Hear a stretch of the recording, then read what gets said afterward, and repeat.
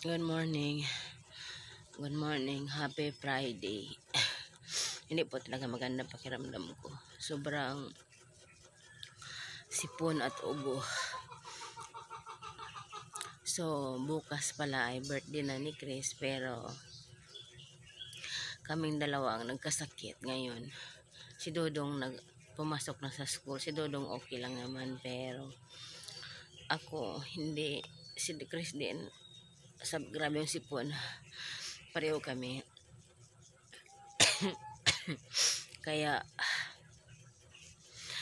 yan lang, mag-upload lang ako kahit 1 minuto para i-upload ako ngayon. Tapos bukas, hindi ko alam kung makapaghanda ba kami ng katay ng manok na ganito ang nararamdaman.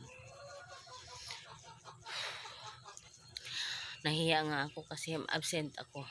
Absent kasi hindi talaga okay ang pakiramdam. So ayan, putol yung video kasi inuubo talaga ako.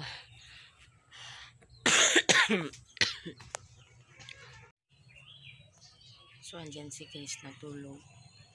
Kasi masama din talaga ang pakiramdam. So naputol na naman na hindi na talaga, inuubo talaga ako. So ayan, hanggang dito na lang. Bye.